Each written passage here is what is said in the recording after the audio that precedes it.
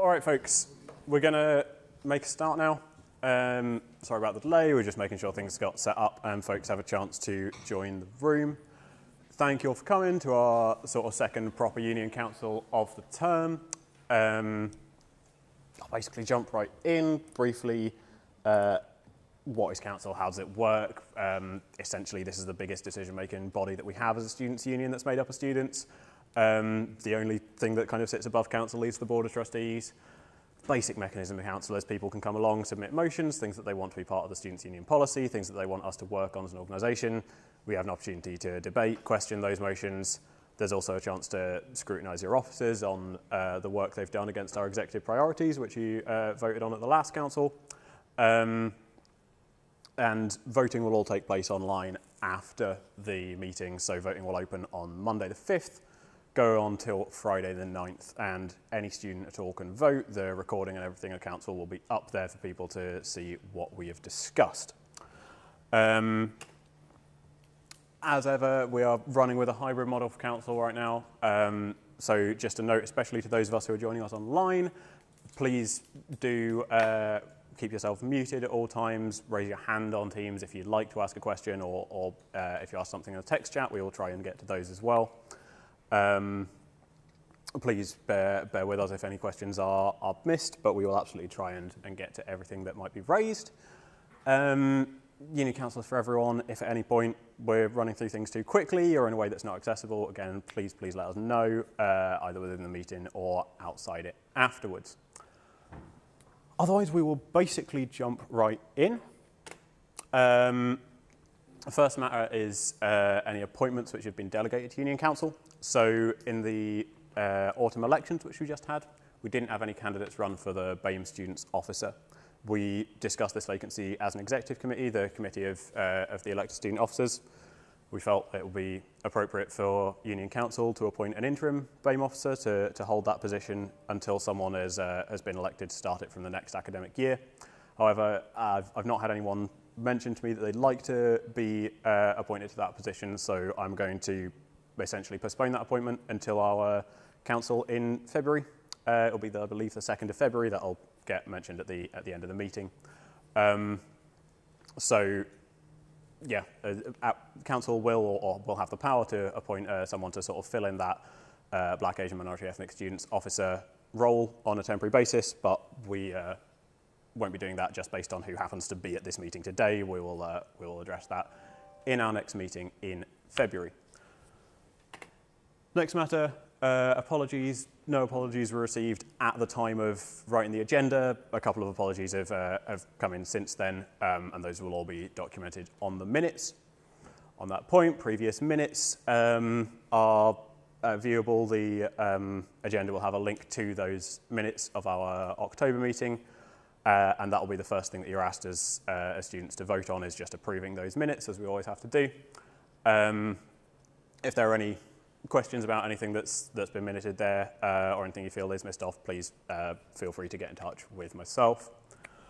And then matters arising from the previous meeting. So at the last meeting, we passed the motion healthcare for Aston University students, maybe slightly misremembering the wording there, which essentially mandated us as an SU to lobby Aston Uni for a GP on campus and a physiotherapist at Sport Aston.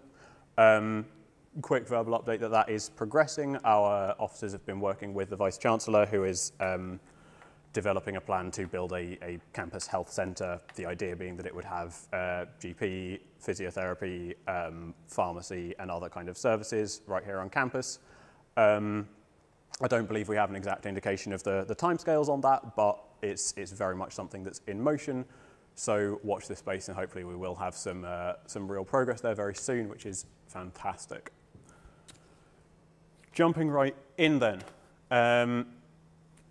Executive Committee plan updates. So per our bylaws, the Executive Committee, all our student officers get together each year and devise a set of priorities that we want to focus our work towards. These we discussed at the last council, and council approved them, which was, we were certainly very grateful. And we have a point here to essentially run through any updates towards any of these priorities that our officers have been able to work on. And this is your kind of opportunity to scrutinise, question, feedback on the work that your officers have been doing towards these key 8 priorities. Those bits you're just seeing on the slide currently are the bylaws that outline the nature of this executive report and the nature of those priorities that it will include. So, the updates as they've been kind of submitted to me as chair and compiled. The first priority, leading the way on accessibility. There's been a whole calendar of events going on for Disability History Month, talks, film screenings, and so on, and more kind of continuing throughout the month. There's been a short video raising awareness of appropriate lift usage and prioritising lift usage for those who can't take the stairs, and the accessibility audit is right now happening. The auditors are on campus currently, and we're expecting the report from that before Christmas. Those are the updates that I have on this priority. If any folks have any questions, comments on those that they'd like to direct to, so something has come in online. Paddy, yes, go for it in 1 second. I just need to mute my microphone here. Go for it.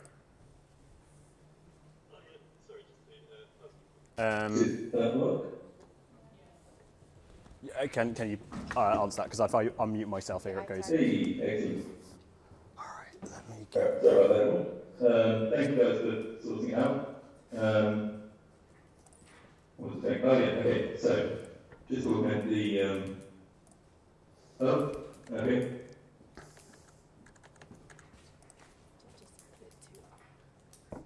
Okay, that's easy to deal with. I just need to get this thing actually sharing. Is the screen share working? Yeah. Okay, good. All right. Okay. Testing. Yeah, just say yeah, you can go. Oh. We good? Yeah, cool. Right, so we'll make the report. How about the robust answer for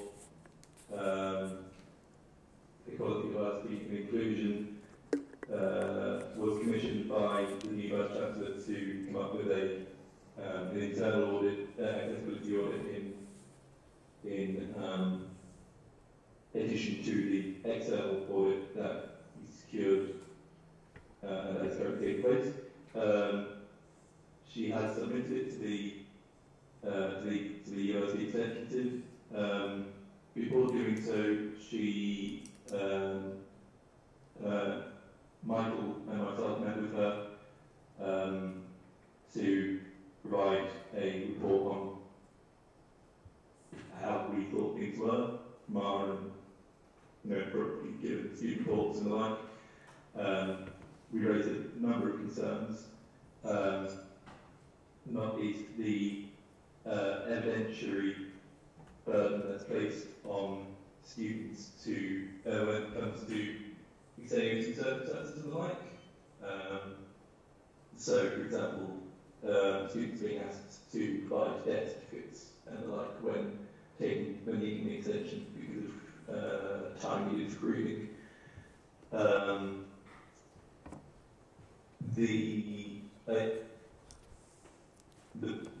Hannah and her colleagues were alarmed, to say the least, to hear about things that have been going on.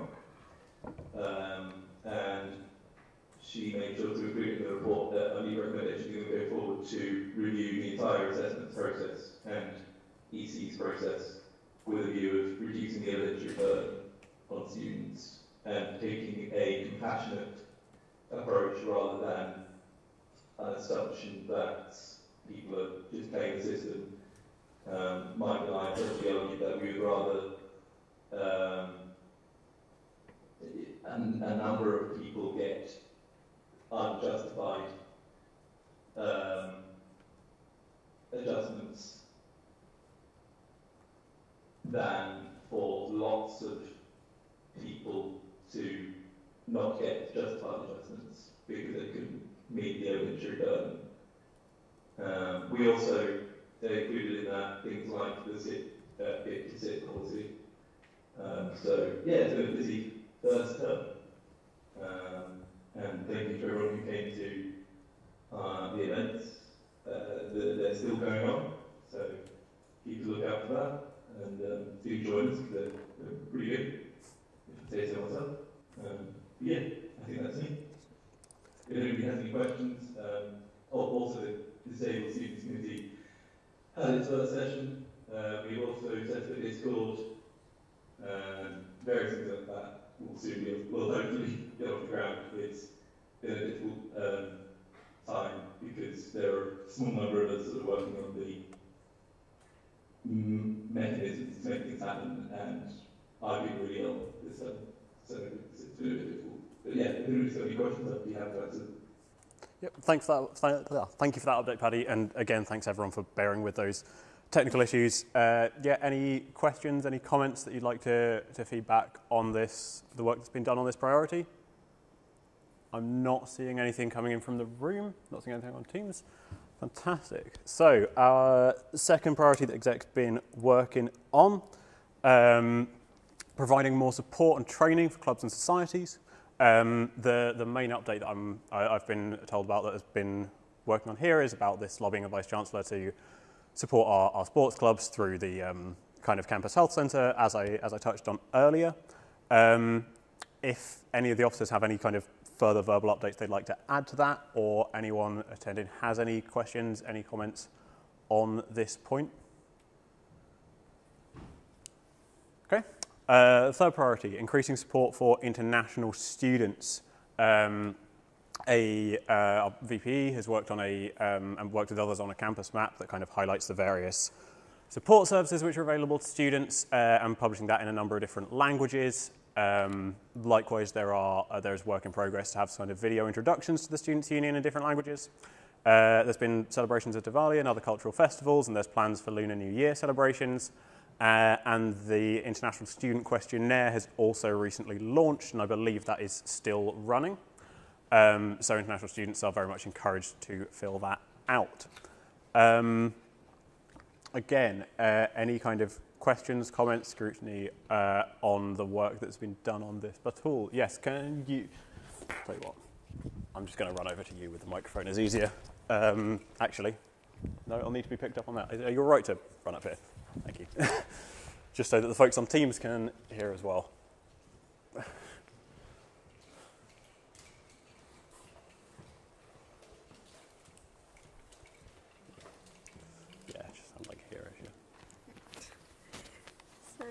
I just have one question, which is how can I find out what are the 14 languages are, and if so we can actually know which one is missing. That's okay. I'm going to throw that over to Adora. The question there was how could we find out what those 14 languages are that the campus map is available in to be able to help where there might be some that are missing. So it is on my Instagram, and it's also stated on our office, so by the window where I sit, it's literally behind there. I can count.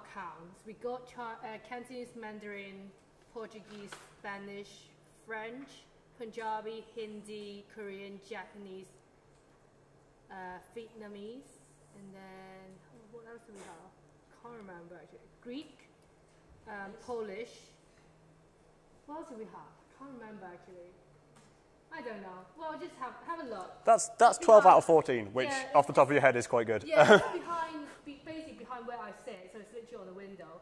But if you think that, I think I'm definitely missing. Oh, I got German also. That's what I'm missing, and then English. So if you know a different language other than all those I just named, then just come and speak to me. But yeah, that's where they are. Fantastic. Thank you for that one, Adora. Any further comments, questions, anything coming in line?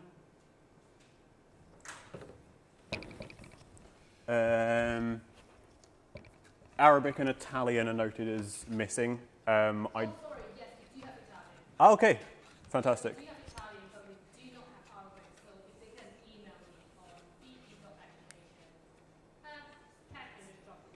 Yeah, just I'm not certain if that was picked up on Teams. Adora just mentioned if you are able to help out in putting something out in Arabic or any other languages, please get in touch with Adora, vp.education. Kat will drop the email in the chat.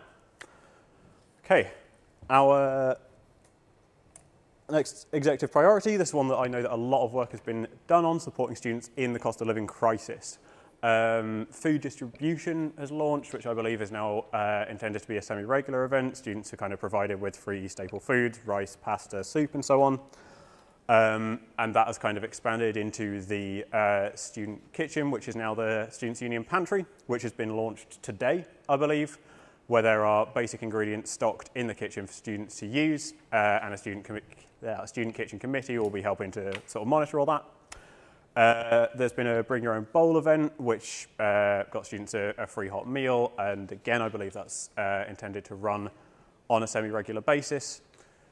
Lobbied the university to provide £1 hot lunches, so Cafe Tierra, the canteen area on the ground floor of main building, that's providing hot lunches for £1 between 11:30 and 2 every weekday.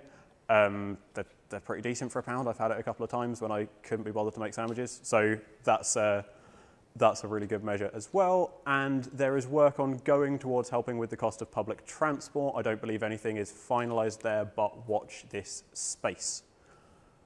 Again, any Adora, something to add on that? Yes. Yeah, the Bring Your Own Bowl event is also happening tomorrow at 11, so you guys can come. You need to bring your own bowl or bring like Tupperware. If not, you can't be getting your meals. Fantastic. That just, again, just in case that wasn't picked up online, the Bring Your Own Bowl event is actually happening again tomorrow. You will need to bring a bowl or Tupperware or something to put the food in. But okay, we're anticipating being able to serve about 50 portions, you say? Fantastic. Any further comments, questions? Nothing online? There'll be food on the SE reception from next week onwards throughout the whole week. Okay, the whole of next week at least there'll be fresh fruit available at the SE reception. I saw some today. I think it's gone pretty quickly, which is fantastic. There's some more in the ASU pantry if anyone wants to get it after this. Fantastic. Okay. Following the last 4 priorities. Supporting students' wellbeing and mental health. The key thing that I'm aware of that's being ongoing there is compiling a directory of kind of local support services outside the university. We obviously have a lot of wellbeing support within the uni, but there's a lot of other stuff around Birmingham. And I know that Kirsty is working on compiling a directory of some of those services. Being more accountable to the Students' Union and supporting our marginalised, underrepresented student demographics. I would welcome a verbal update from any officers who have anything to note that's been worked on there. I didn't receive anything in advance, but I know that folks have been working on all sorts of different things. So if there are any officers who'd like to give a verbal update on those points, please feel free. At all, yes? Yeah, please. Thank you. I would like to just mention a few initiatives that we are taking this year. One is called Go Out and Listen.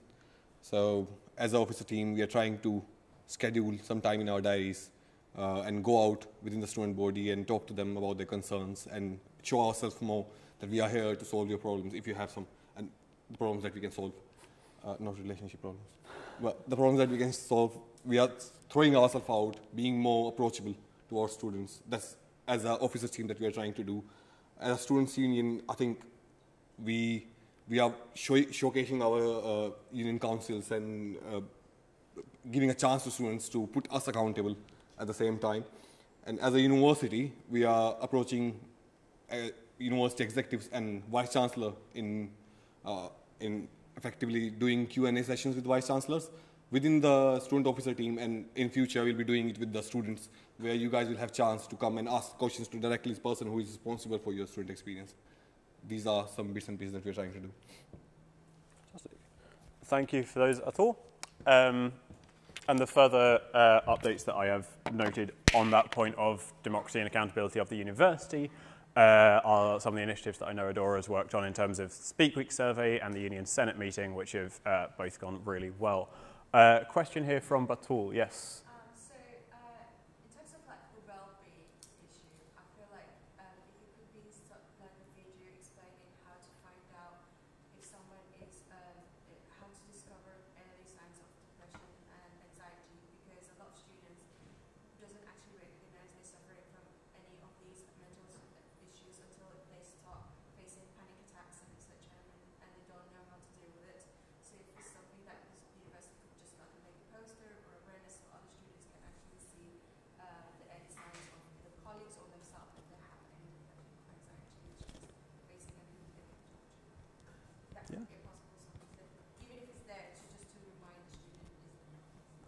again, just in case that wasn't fully picked up on Teams, the suggestion there from Batul was around putting some material out in terms of spotting early warning signs of things like depression, anxiety, and mental health conditions, as there's an impression that students might not be aware of the things they might be experiencing until they kind of reach a fever point and start experiencing really serious issues.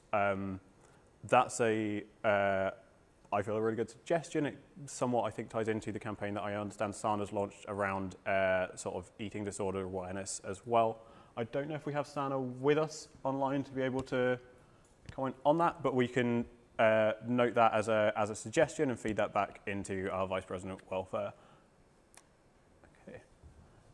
Any further questions, comments, etc. for your officers on these work we've done towards these priorities?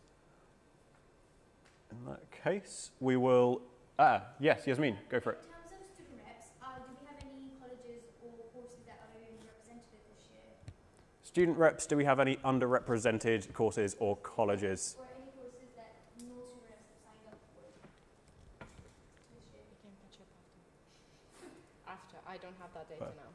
Yeah. We can check the data and get back to you, yeah. We try our best to fill up everything we can, but obviously there are courses that like students doesn't engage, but each school for undergrad and PGT courses, each school will at least have one school rep, and for postgraduate research, each college will have one college rep, which at least those are all covered. But in courses wide needs to be checked because that comes under the year and also different courses can provide a bit more detail with. I think it would be nice to know what courses are not represented at all, so we can like see how we can encourage people in those courses to also come up and speak. Yeah. So basically the one that doesn't have any representative like any year in that course. Yeah, but don't.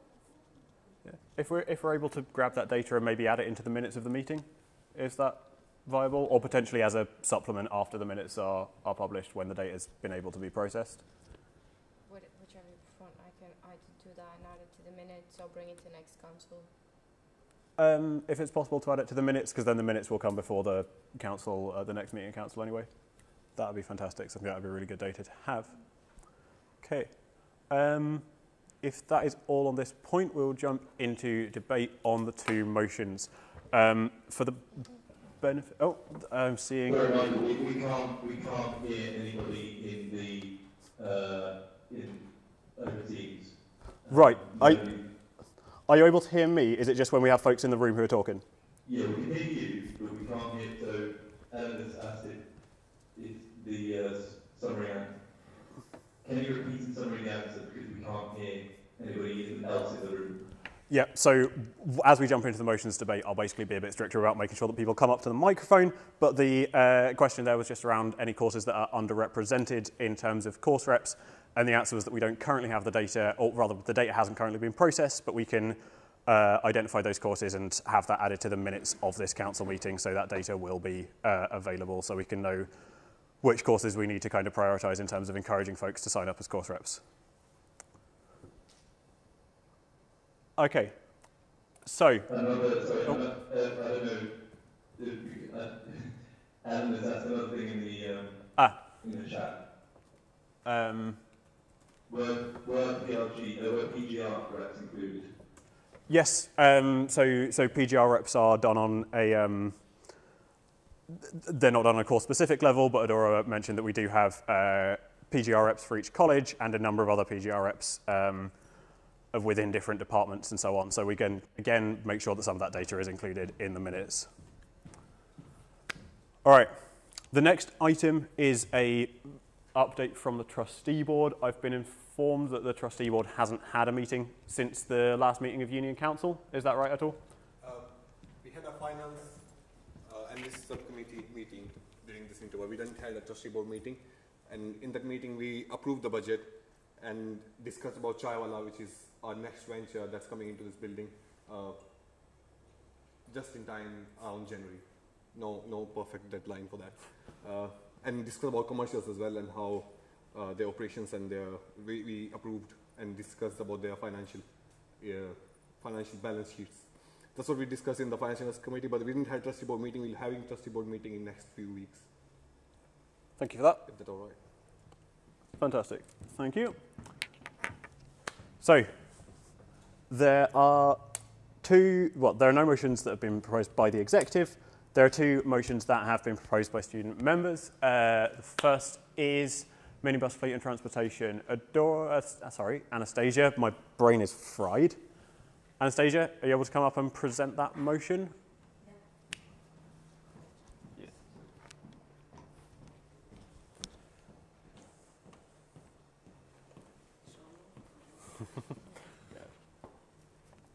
Just make sure that this mic can pick you up, so stand about here-ish. Yeah? Yeah. If you can have the notes, because I put 2 of them, so I don't remember, but then by heart. Oh, yeah. Oh, yeah, okay, sure. So basically, there is a bit of a small problem that some of the clubs are facing, which is the transportation. The SU is only having like 2 minibuses, one of them 70 seats, the other one is 9 seats, which means some of the clubs do not fit in there, and coaches are not always like offered to us.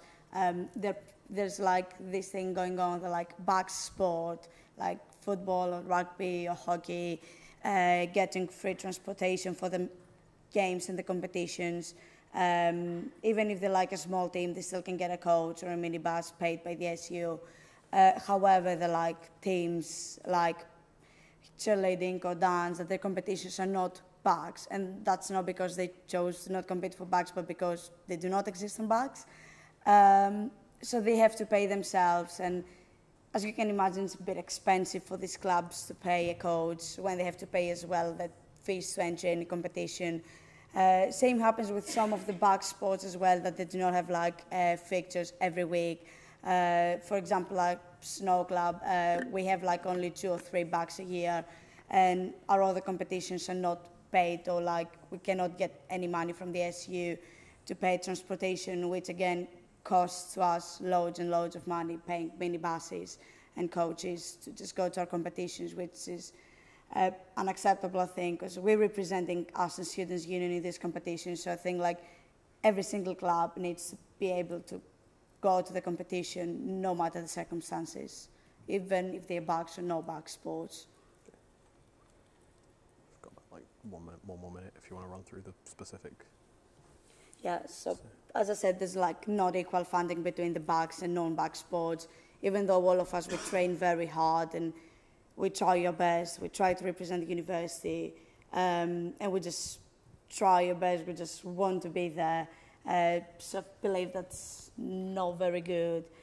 Also, they recently introduced rule of the 2 drivers per minibus, which makes even more clubs not being able to go and have to cancel last-minute trainings, as they do not have enough drivers, because as you can imagine, having 2 drivers at all times is a bit difficult, and that's newly introduced, and it's not coming from the insurance company, so it's actually coming from the SU side.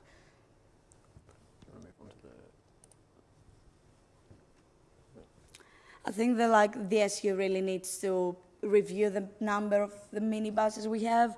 I know that in the past we used to have more minibuses due to the cleaner zone. This thing, like we had to get rid of a few of them, but they never got replaced. So again, that makes some clubs being in a very difficult situation without having like enough minibuses to cover our needs. And also I think we need to ensure that there's fair treatment between the bags and non-bag sports. It doesn't need to matter like if we're bag sports or not, because at the end of the day, we are all of us students. We're doing that like voluntarily on our time, just to be entertained, just to feel good. So I don't think we need to stressing about finding drivers or paying ourselves to fund coaches and minibuses. And also believe that every single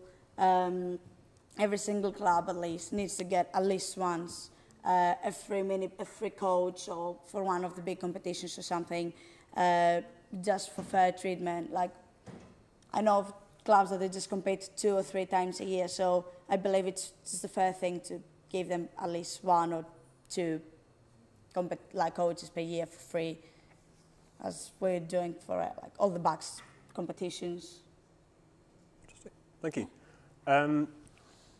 Something coming in from online. There's a message online and there are 2 hands. Message online to But I also have something to say. I know that Dean isn't here, so I'll try and give the best explanation I can. However, I understand if you want to go first, the students. So I'm going to firstly jump officially if anyone wants to actively speak against the motion. I'm not seeing anyone who immediately wants to do that, and so we can... Adora, was that you want to speak against the motion, or was it more of a question part of the discussion? Can you... Yeah. That's fair. Yeah, we can go to questions and discussion. Don't really need to use that. Yeah, so that's for the recording. That's for the Teams meeting. Oh, sure, whatever.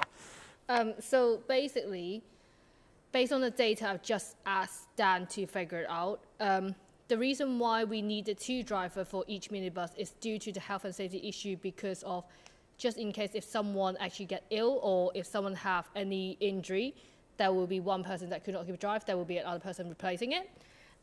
We currently have 9 drivers that is active that drives. We have 2 minibus, 9 drivers. We have 5 clubs that use our minibus. Throughout the past few months, there's only 2 clashes, and there is 34 bookings that have been successfully booked to use our minibus. So that's the fact of data that we have. From my understanding that we always pay all the transportation for sports to going out to competition, but however, I don't participate in non-buck sports, so I can't say anything like that, but we can go back to check with the staff about this. But that's what I believe that we used to do. And because all my tournament is always paid and all the transportation wasn't paid, it should be claimed back through the SU and not the individual club anyway. So yeah, that's everything I have to say basically. Thank you. Yeah, absolutely. You can respond, Anastasia. Yeah. So basically, I can 100% confirm that that's not the case. Last week, I'll give the example of Snow Club again. We had to pay the minibus to take us to one competition, even though we tried our absolute best to get one of these 9 drivers that no one was available at the time. We tried our absolute best, and it was not just one, but we had to find 2. We couldn't do that. We even asked UOB, Warwick unit, Coventry unit to help us. And at the end, we just had to take the fee of 275 for a 16-seater minibus to go to our competition. So that's not the case at all about like some clubs being able to every club getting it for free, because we do not. I'm aware there's a couple of questions online. Have we got... All right, can I jump to Eleanor first, please? I think it's a very important thing that you've distinguished between the two. I believe that Bucks teams get an additional budget as part of being in Bucks for transport. But as a team who are part of the football team, we are in Bucks. However, our BCFA games, which is a different league, we don't get covered for. And just something else to bring up regarding this is the consistency behind the cost of getting the minibus or hiring out. Because we were told a few weeks back, I think it was 300 quid, and we were going to. It wasn't a far away match, but it was an away match, and I think the consistency between us. Anastasia, did you say £75? 275. 275. 275. Okay. I think it's just the consistency between, and I think I do agree with the notion about at least one of the clubs getting that is non-Bucks, at least one of their competitions being covered, because fair is fair. But yeah, I think overall inclusion of this is just the consistency at which we have our transport as a club who is in Bucks and who isn't in Bucks as well. Anastasia, do you want to respond to any of that? I think the point here is not like about taking away money from the back sports and like removing and reducing the transportation. It's about giving more fairness, I would say, to the other clubs, that they either bucks, but they do not have like the consistency of like a fixture every Wednesday, or non-back sports that they do not have the. I'm not disagreeing with you about that. I think that we're not saying clubs who are in Bucks and have that money, but I'm just saying that it's not only Bucks clubs. If they're playing games that are not in Bucks, there's inconsistency in that as well. So you could use it as a backing for your thing of it's not actually the club, it's the fixture. Whether the fixture is non-Bucks or Bucks, it needs to be a consistency of what we pay for and what isn't paid for. Do you know what I mean? I'm supporting you in the fact that non-Bucks teams should have access to that, but it's about the fixture rather than only about the club. Does that make sense? Yeah, makes sense, to be fair.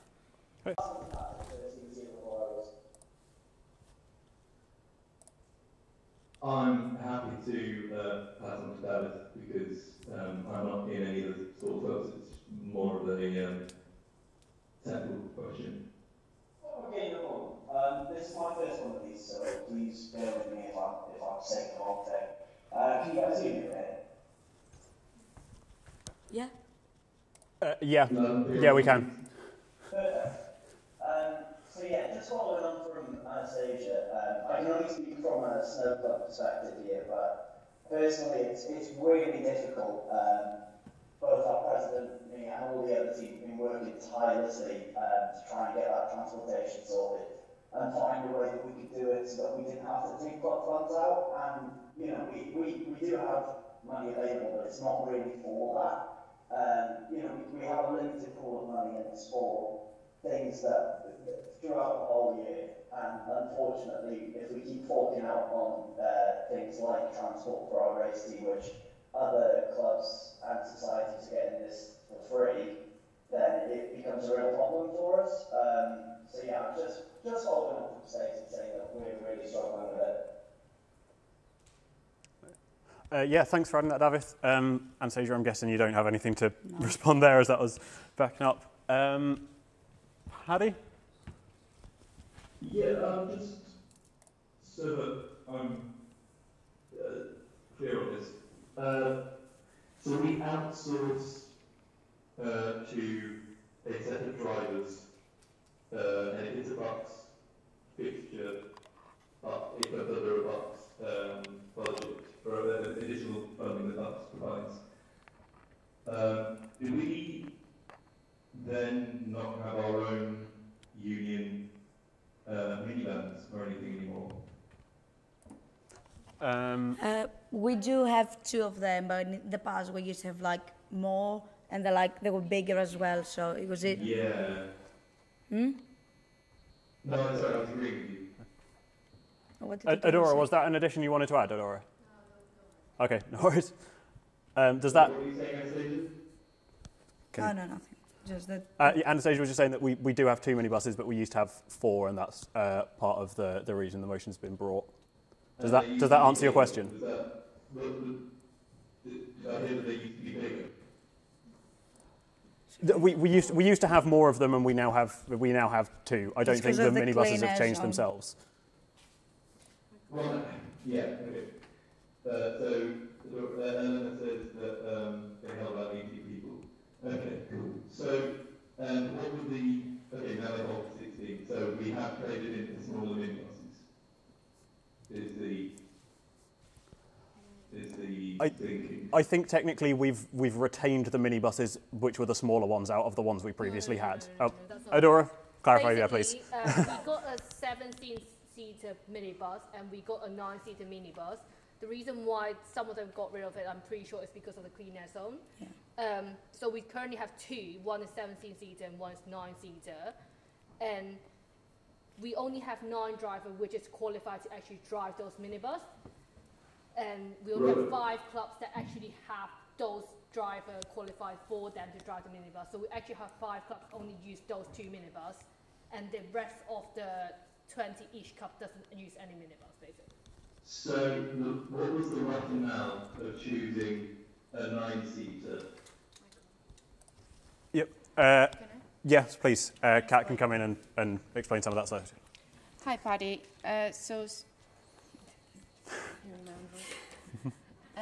So just a quick explanation. So before this, you had 4 minibuses. 2 of them had to be decommissioned due to them being old, and the price to keep them was way too expensive towards the benefit they gave us. We kept the 2 we were allowed to keep in terms of costs. We can't buy more because of the lack of funds, and we are not and as far as I'm aware, non-bucks competitions and activities are not being funded, not because we don't want to spend the money, but because all of our funding is going towards bucks fixtures for all of the bucks clubs. So this is not really something that the union doesn't want to help the students with. It's that we don't have the amount of funding necessary to do it, if that makes sense. Yeah, no, that makes sense. I would probably raise the concern that, and maybe this is something I missed, but if it wasn't, I would raise the concern that the union decommissioned 2 minivans, even if like it was totally the right thing to do, decommissioned 2 minivans without notifying the student body, without giving the student body opportunity to ask about, ask how, about the impact of that and what the union planned to do in terms of replacing that capacity. If those things just sort of happened and we didn't tell anyone, I think that's probably an issue. Not one that I think should, I'm not having a go at anyone, I just think that it's something that the student body should be aware of and should have had the opportunity to speak on. Going forward, it sounds like we need to increase our capacity, and we've said, the union does want to do that, but we've got issues of funding, of all the available funding in these parks at the moment. Is there any scope for asking the university for funding for those, for the replacement vehicles? Because it certainly sounds like if we had 18 seaters and we replaced it with a 9-seater and a 17-seater, those aren't like-for-like capacity replacements. And I think it all just needs to be a lot clearer. Also, if the new vans are particular vans that only 9 people are qualified to drive, all of these things need to be sort of a lot clearer so that we can come to a comprehensive solution. All right. Do you want to? Can you like come? Yeah. Come back on that, please. Yeah. So in terms of replacement, it's not that we didn't want to replace it. Is, as you know, probably better than most students, the Students' Union struggles with funding. I know there are conversations between the VC and the union in terms of funding for sports and sports facilities, etc., etc. However, it's still very early stages, and realistically speaking, I don't think that anything could be done for this academic year. I think any of the discussions that are being had is for the next academic year and onwards, because as you can imagine, transferring funds between the university and the union isn't something that is easy to do. We need to present facts and figures as to why we need the amount of funding we do. And for that, we need to gather data that wasn't gathered in previous years, and it's being gathered now.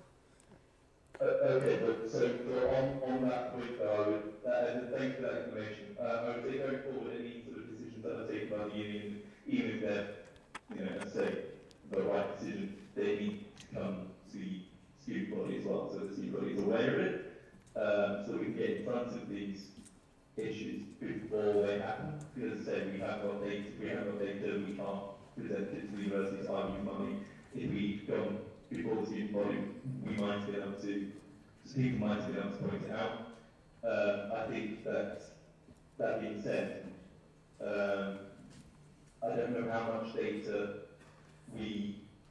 data evidence we would necessarily require if we've already got the argument that we are as a union, we've doubled in size over 10 years, and where we once had 4 minivans that held 18 people, so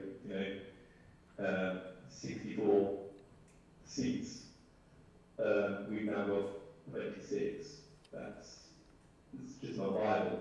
I don't know that the university should need that much more evidence. And if they do, we should argue with them. I do recognise that that's time and energy that we don't necessarily, as individuals, have.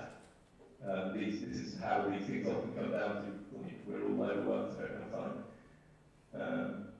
No worries. I don't know. The message just informed me that Can you, all of them Paddy, can you let Anastasia and Adora come back on that, please? Yeah, thanks for that point, but yeah. You didn't say, Yeah, no, please. Basically, I was going to just quickly pick up on Eleanor's point on the chat that she said. Basically, I have asked Ryan, who is our previous SA assistant. He did say that last year there's a lot of more drivers, which that's the reason why I went to Dan and checked how many active drivers there is, and there's actually only 9.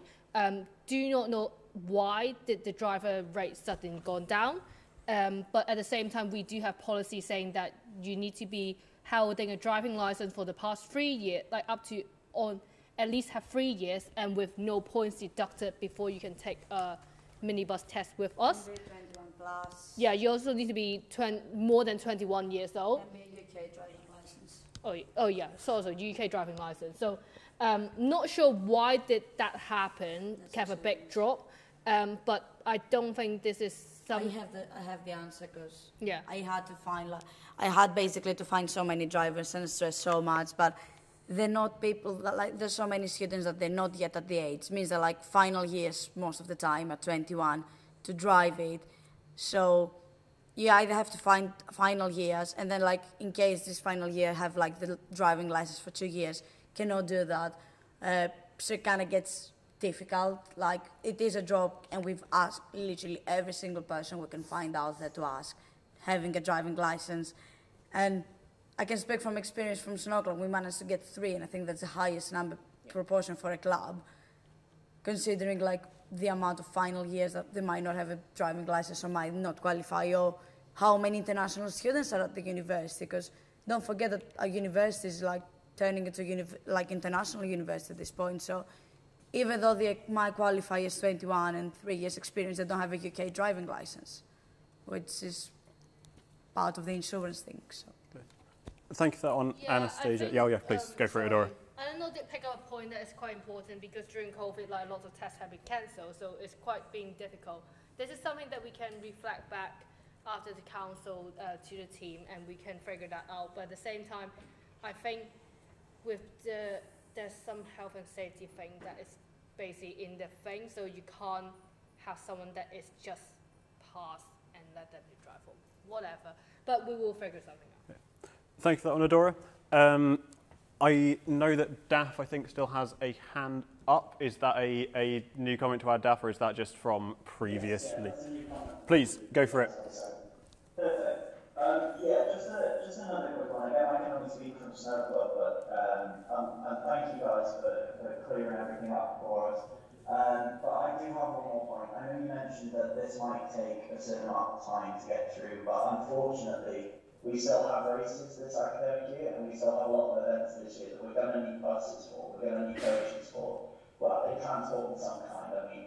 And unfortunately, we can't keep paying for these resources through Snow Club. And if the minibuses aren't necessarily always an option, we don't know, it depends on who's using them or what time and so on and so forth, then is there another way that we can get to the event without having to use our club funds? I don't know if there's anyone who's able to respond to that. Hang on, Paddy, hold on a second. Kat's got a response. Hold on a second until you're asked, Paddy, please.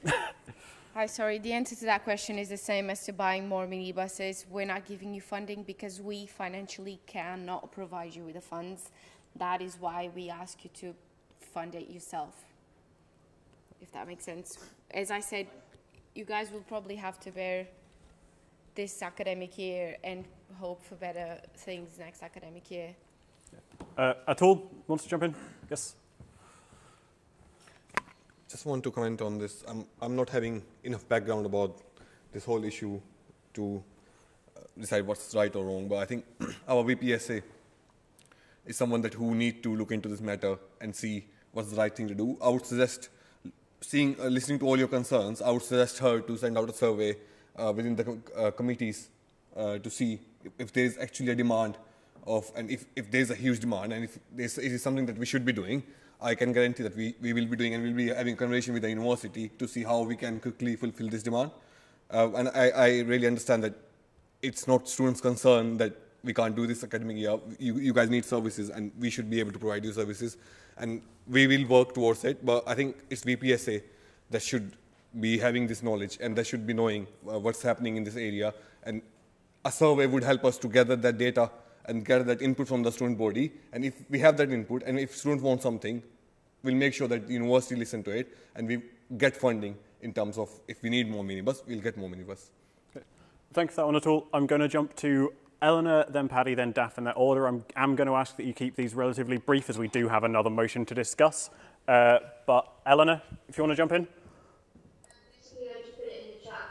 David, we did, when we spoke before, we were struggling with funds for kit and we couldn't get the sponsorship for it. So we went to GoFundMe page, I think it's called that, and it's actually through Aston. And so they reach out to Aston alumni and they have a lot of connections. So if you were really that worried, I would highly suggest that you get in contact with them and kind of set up an account ahead of when you need the money and have it specifically for transport for these events. And then basically you do a post and you ask for the money, and then always at the end, it's like when we won our first match and we did stuff, we just posted thank you to everyone who donated, and it just shows the impact that made. But if you're really worried, then I highly suggest using it, and I'll finish it there. Thank you, Michael. All right. Thank you, Eleanor. Anastasia, you wanted to jump on that? However, even though it sounds like a good idea, we cannot keep going out there every single time we need a minibus or a coach or something for transportation and asking other people to pay for it and make my mom and my dad and all the people donate. It could be just a short-term solution until next year, so that you're not left out of pocket immediately. But obviously things need to change. But for that step, it's just to cover you for that, basically. Thank you for that. Paddy, quickly, and then we'll jump to Daph last. Right. I put my cat covering. Okay, I've got more questions about what cats is, but thank you, Kat, for your response.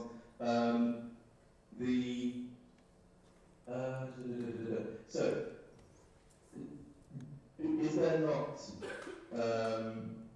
scope in the bylaws for securing emergency funding for societies?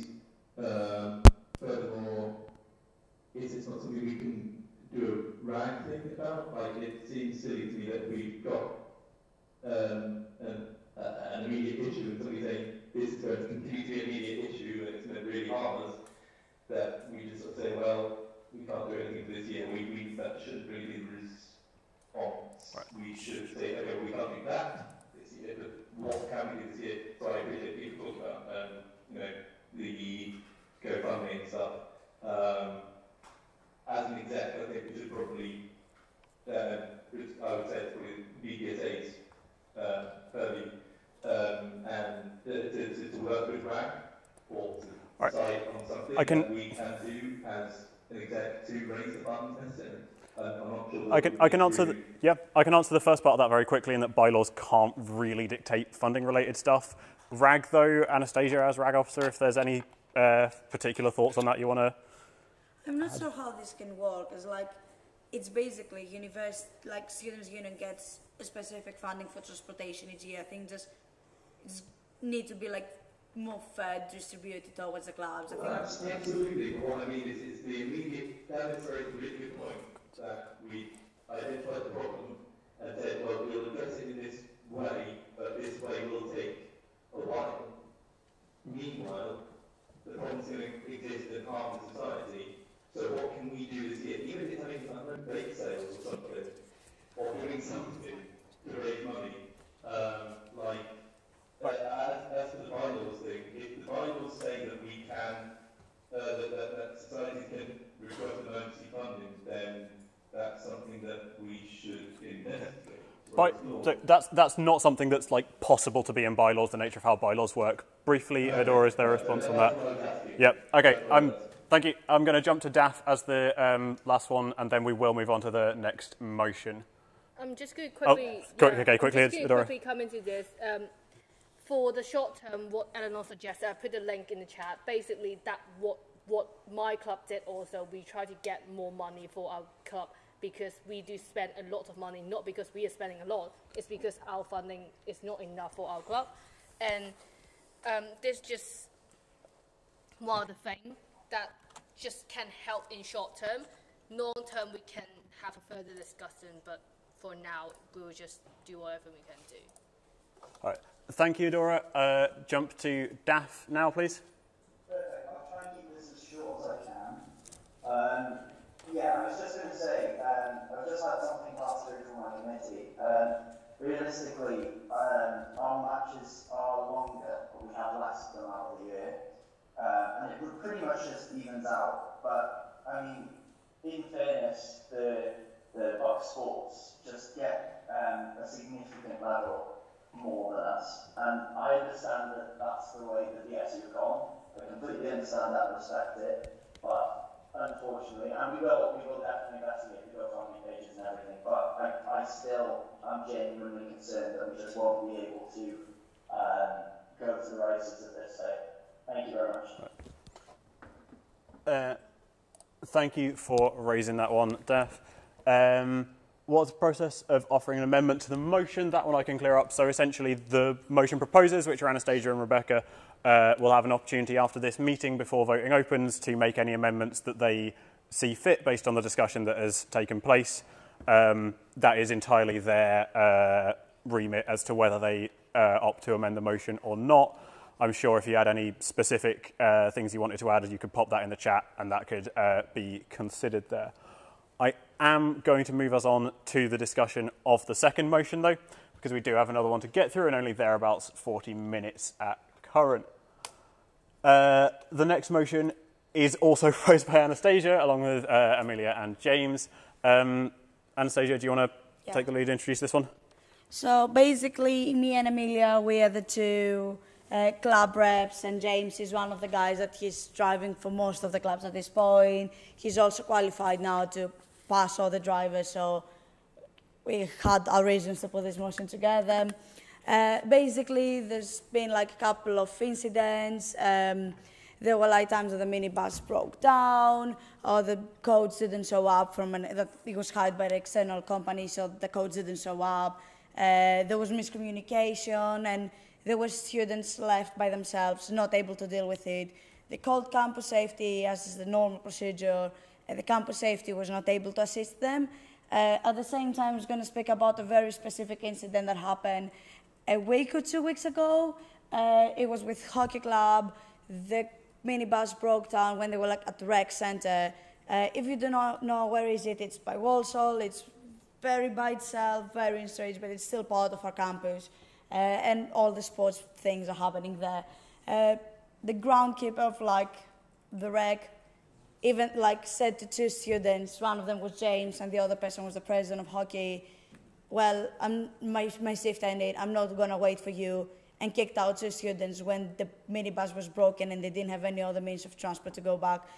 They were like very lucky to manage to send back the rest of the team with a coach, but they still had to wait to find out when the insurance can come and like check about the minibus, the tow truck to come, and there were issues like that. And the groundkeeper, that is an employee of Aston University, so has a duty of care to university students, abandoned two students in the middle of Walsall with no help or whatsoever.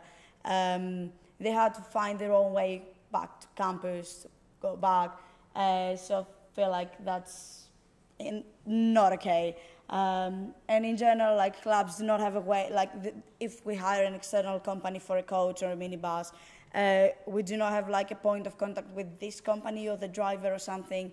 So we're just pretty much stuck if this happens, and we're not reg of anywhere else. So, yeah.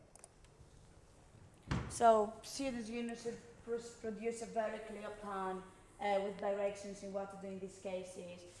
For example, if you break down, have like a very clear plan that's going to be placed in the minibus that the students' union owns.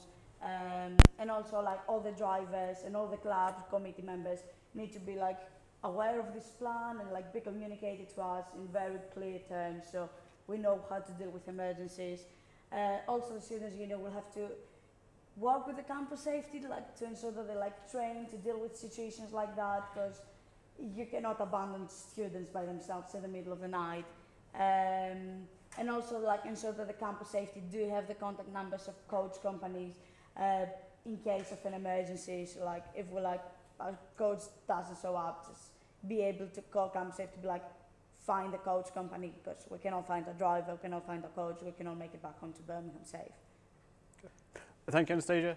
Again, if there's anyone who wants to speak directly against the motion, otherwise I will jump to comments and questions and jump to Eleanor.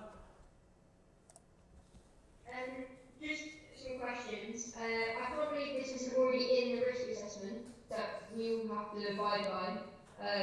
When I've written risk assessments for training on campus, I've had to explain all of this, apart from like breaking down, but that still should be in a risk assessment. So have we checked that that's not already in a risk assessment and it's just not being abided by, or do we need to completely rewrite one? And then additionally, in my experience, we have direct contact.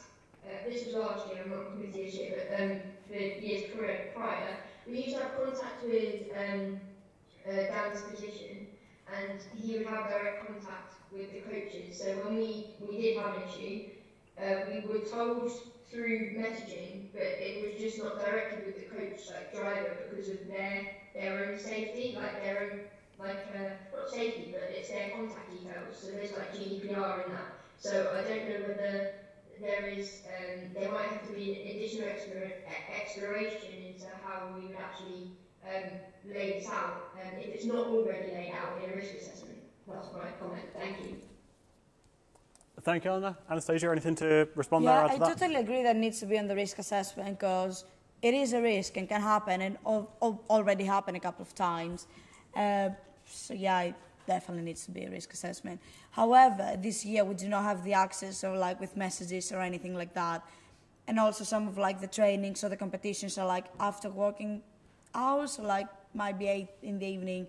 Some competitions are even the weekend, so I cannot just like message Dan on the weekend and think like it's gonna be like kind of not okay as he's working 9 to 5 for like Monday to Friday, not to the weekend. So like imagine if all the clubs that we have at Aston just contacting Dan with questions like that. Oh yeah, where's our minibus when he's not working? Unless we hire him to work 24/7. Thank you. Adora? I think one of the things that happened to me last year is my Bucks Sheffield competition was not included in the working hours. Therefore, even I tried to call the previous person that was in Dan's session, it was not be able to get through just because it wasn't it was just impossible. And we had to wait outside and call for the whole hour for front and back to try to get hold of the minibus. And we don't have any contact to the minibus company because it's not allowed for us to have it. For anything that is on Wednesday, for Bucks stuff that is happening going out, Dan always stay until all the team come back now, which means that everyone who's participating on Wednesday will be able to see Dan before when they come back in. However, anything that falls on like Saturday, Sunday, or anything that outside the working hours, we can't. So having campus safety on board to be able to have the contact number is a great thing. But at the same time, last time when the minibus got broke down in wreck, I managed to get in contact with Dan. So Dan did kind of like just quickly say that like, yeah, you just leave the minibus then, just leave it. And this probably is a conversation that we need to have with Sports Aston, because the wreck is taken by Sports Aston. So they are Sports Aston staff, so it's probably a staff issue that owned by Sports Aston that they wasn't doing a great job, but it's a different conversation. But with the campus safety thing, it should be possible to have it. Yeah. I think like we need to make sure that like all the campus safety team and sports at Aston have a duty of care, because basically we're university students and it's part of their role to care about us. So they need to be better trained and be able to react in situations like that. I don't know even if this person needed to go home like exactly in time. I would just call like back to campus safety and just say, send me someone else or something. You cannot abandon students in the middle of the night when they do not have an alternative plan on how they're going to make it back home. Okay, thank you. I'm going to jump to Atul and then to Daph and then to Eleanor. Atul? It's again a bit of update from my side. Sports Aston just got new head, and we are having conversation how to improve the student experience, and he's keen to improve that. And we're meeting them with VPSA and Dan. We're meeting them next week, so I'm more than happy to raise all these concerns with the Sports Aston head next week. And in terms of the campus safety, I agree that they should have a duty of care. And again, more than happy to raise these things with the head of campus safety to make sure that the rec center. I don't know if it's security or if it's like a groundkeeper or both or something. I know there was a groundkeeper this time that like was the last person there and just kicked them out. Yep. So last meeting, me and Dan had a meeting with the Vice Chancellor, and we talked about the rec center and how the overall experience should be improved. So we recognize that there is improvements that need to be made, and first thing that's going to happen is the flood lighting. It's going to get much better from next term, and I think this should be a part of it, and it will be a part of it, how we can make the overall experience better. And the conversation we'll be having conversation next few weeks about that. So I'm more than happy to take this on board. Thank you, Atul. I'm jumping to Daph now. Yeah, just following on from Anastasia's motion. So this Saturday we had a race and we had a miscommunication with our coach. It appeared in something that we weren't expecting. It was in a coach rather than in a minibus. We were waiting there for a significant period of time, over an hour, than what we agreed on. Both the coach was there and we were there, but the biggest issue was we didn't have the point of contact. The biggest thing, we couldn't resolve this issue easily by calling a certain person.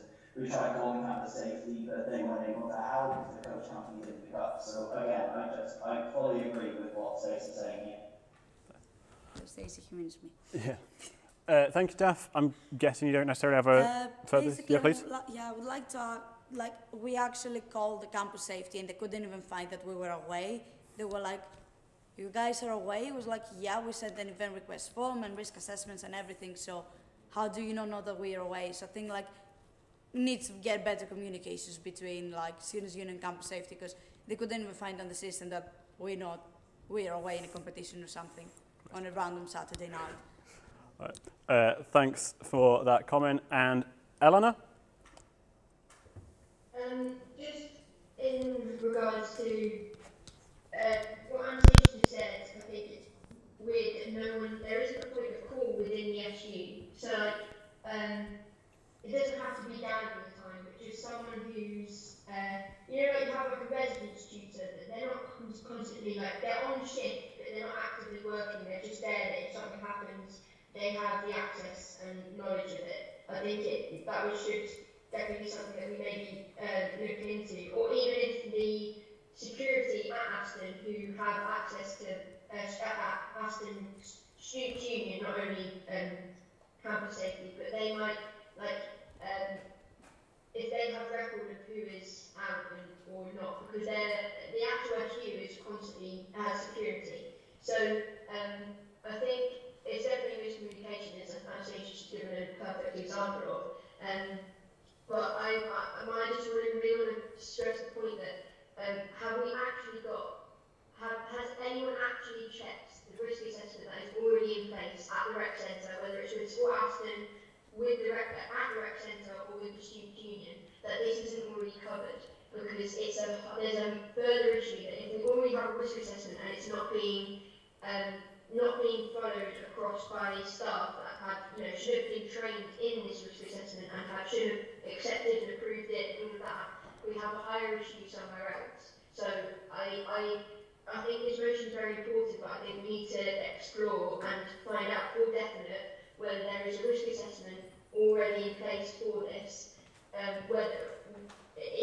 checking every single department that we're needing to ask from, so also campus security, because there's no point us putting something new forward if the one that's already there isn't being followed in the first place.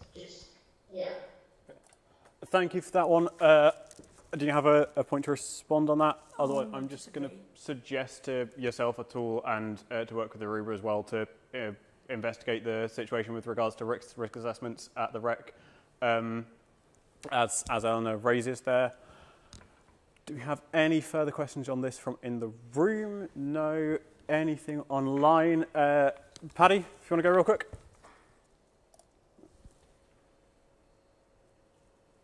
Yeah, Laura said the students aren't given access to communication lines with the actual drivers. Why? My understanding, I'm sure Adora could answer in more detail. My understanding is the short answer is GDPR passing on contact details because the contract is between the driver and the students' union as an organisation, not between the individual students who happen to be in the club. I'm getting a nod from Medora there. Yeah. I mean, Jesus. Okay. That's not something we're going to have any power to change, unfortunately, because of the nature of GDPR. Can I suggest that to circumnavigate that a little bit, that each team has an appointed liaison who can be argued is representative of the student union in that moment, who can have the number, because that's just ludicrous. I get it, I've done a lot of GDPR work, but that's really stupid and possibly dangerous. We can note that suggestion. Anastasia, yeah? Basically, short answer is no, we cannot have like an appointed person from a committee, because basically I might be the appointed person but not be able to go on this specific competition, so it will have Paddy, to pass can you to let Anastasia finish, please? Yeah, so basically, short answer is no, because it's not going to be just me, it's going to have to be the rest of the committee. And like, what happens if committee members cannot attend this specific competition? It's going to have to be a member, so it gets so much more complicated. So short answer is no, we cannot get the context of the past drivers. That's not what I was suggesting. I was saying that every event, or for every event that people are going away for, presumably you have to do a risk assessment for every event anyway. Well, so another process that you should do then, that you could do for every event that you go away for is delegate or appoint a person to be that representative. I'm not suggesting for a minute that we have one person per committee. I'm suggesting that for every time you have to organise an event that you go away for, you appoint one person. All right. That's why I was trying to catch you before we. So I apologize for interrupting, but you answered your question. And that's why I was trying to ask for it. Yeah. Kat, can comment on that from the staff perspective? Again, I will ask everyone to bear with me because my knowledge in this area is very limited. Again, it's not that we don't have contact with the drivers, is that obviously because of the GDPR, because we outsource the coaches, they don't share the driver's details with us. So what happens when a coach, for example, coaches don't show up, what happens is sometimes they pick up the wrong teams, or a team gets on a coach and they don't even ask which university it's going back to, they just get on the coach and the coach drives, and then when they get there, they're like, oh, we're at the wrong place. But I know Dan is putting processes in place for this not to happen.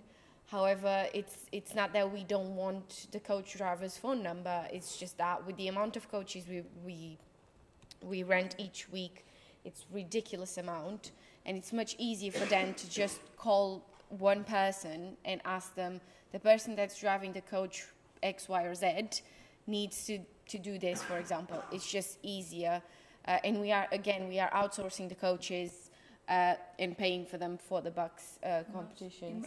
Yeah, that's fine. It wasn't my question was more. I mean, it's not ideal, certainly.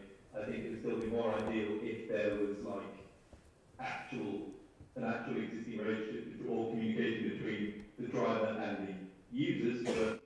But if we only have one point of contact on their end, that point of contact should be made available to a person who is delegated for each event. Yep. Basically, Paddy, This cannot happen because, first of all, there might be a different driver on the way there and a different on the way back, or they might just send like last minute a different driver. So we cannot have like in advance the contacts of the drivers. I had the case that like it was a different driver on the way there and it was an entirely different, like it was not even a minibus, it was a coach on the way back with a different driver. So we cannot predict things like that. Like we might give us a contact of a driver and the driver feel like sick and then like send a replacement driver. So we can, and also we cannot force things to an external company, but we can change things as students' union and as a university. To clarify, because I've got a big contradiction there. Do we, from my understanding of what Kat has said,